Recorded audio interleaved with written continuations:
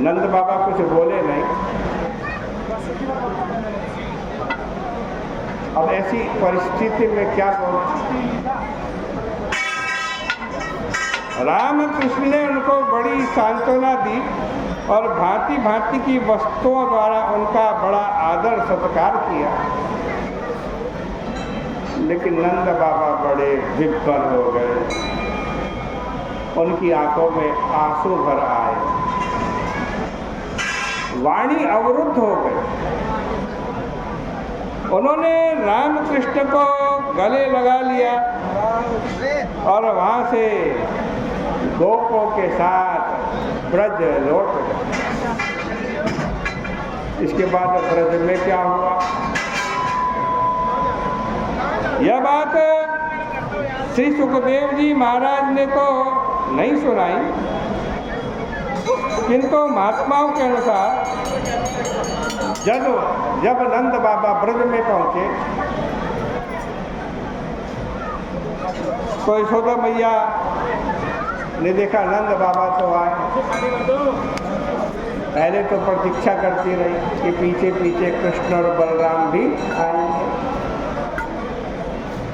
और जब देखा कि कृष्ण बलराम नहीं आए, वो मथुरा में रह गए, तो यशोदा मैया के मुख से एक ऐसी बात का उच्चारण हो गया जिसको कोई पत्नी अपने पति के लिए नहीं बोल सकती।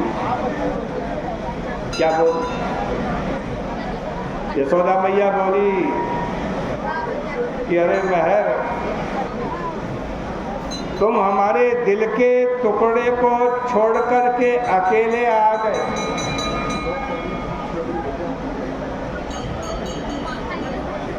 इससे अच्छा तो ये होता तुम भी वहीं मर जाते,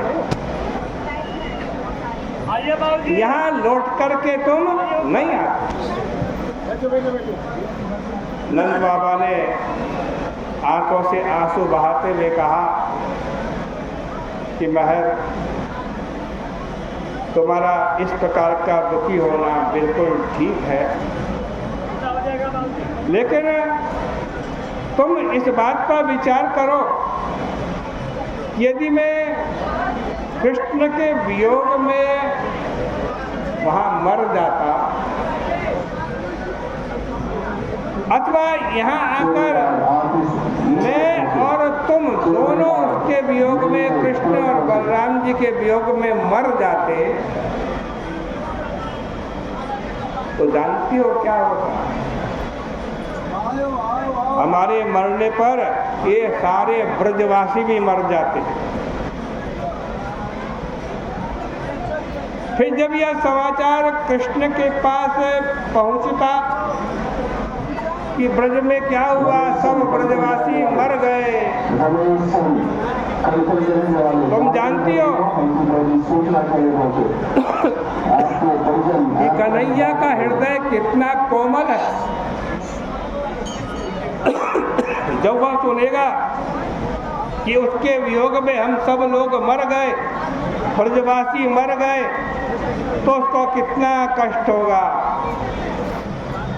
हमें मरना ही है तो हम घुल करके मरेंगे, एक दिन नहीं मरेंगे, रोज रोज मरेंगे, तड़पेंगे,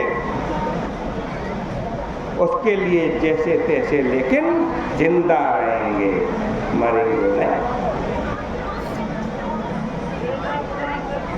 उसके कानों में हमारे मरने का समाचार कभी नहीं पहुंचना चाहिए, कभी नहीं पहुंचना चाहिए। इधर मथुरा में वसुदेव जी ने बलराम जी और श्री कृष्ण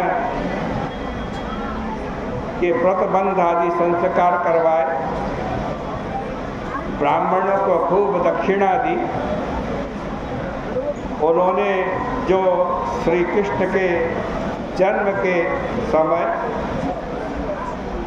अपने मन से 10,000 गौदान करने का संकल्प किया था, उसको पूरा किया।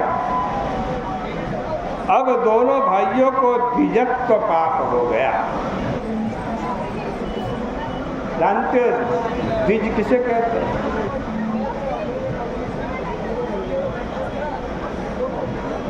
द्विज माने जिसका 2 बार जन्म हो। इन दांतों को भी द्विज कहते हैं। एक दूध के दांत टूटते फिर दोबारा दांत निकलते। एक द्विज पक्षी को भी कहते हैं जो अंडे से पैदा होता है। पहले अंडा होता है, उससे फिर पक्षी निकलता, 2 बार जन्म हुआ।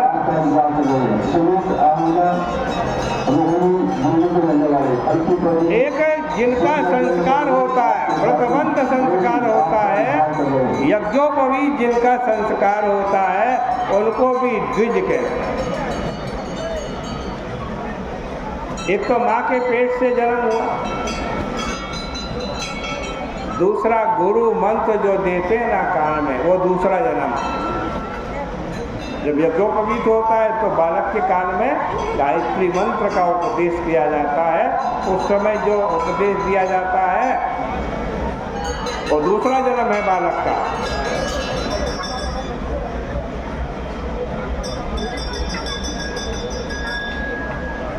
आज कहते हैं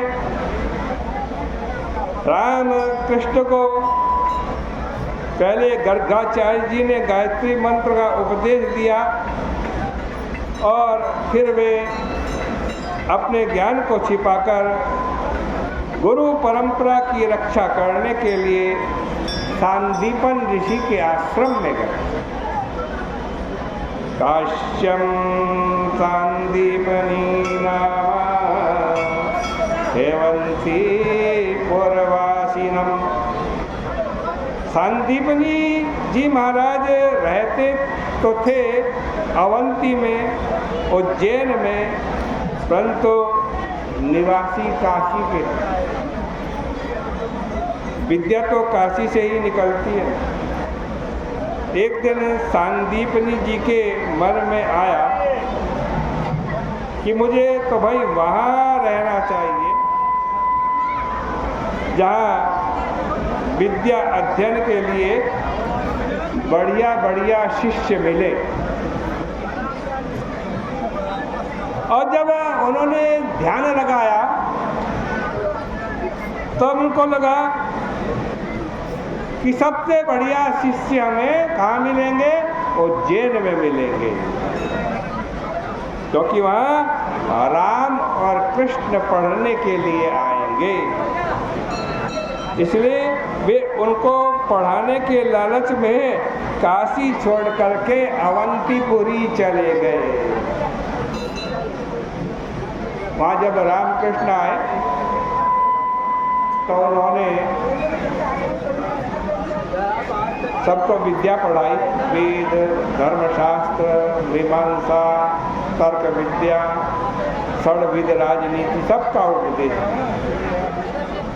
रामकृष्ण तो स्वयं ही संपूर्ण विद्याओं के प्रवर्तक हैं।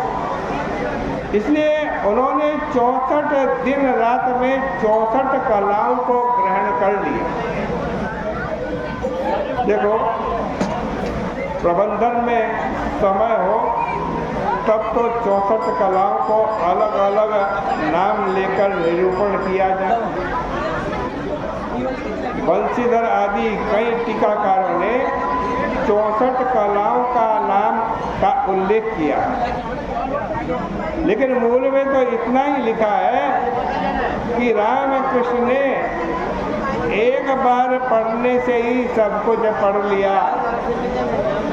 जब गुरुजी ने देखा कि इन शिष्यों की महिमा तो बड़ी विलक्षण है, तब उन्हें बड़ी प्रसन्नता। जब विद्याध्ययन पूरा हो गया तो श्री कृष्ण ने कहा कि गुरुजी, अब बताओ क्या गुरु दक्षिणा लोगे? गुरुजी ने सोचा क्या बताओ, मैं ठहरा भोला भाला ब्राह्मण, कहीं छोटी चीज मांग करके ठगा ना जाऊं। इसलिए उन्होंने अपनी पत्नी से परामर्श किया। उनकी श्रीमती जी बड़ी बुद्धिमान थी। असल में पंडित लोग बड़े भोले भाले होते हैं, दिन रात पढ़ने पढ़ाने में प्रवृत्त रहते हैं। उनकी घर गृहस्थी तो उनकी पंडिताई ने चलाती है। सांदीपनी जी की पत्नी का भी रामकृष्ण में बड़ा प्रेम था और जब उनकी विलक्षण शक्ति से वो परिचित हो चुकी थी, वो बोली हमारा एक बालक प्रभास में डूब गया था, हमें उसकी प्राप्ति करा दो।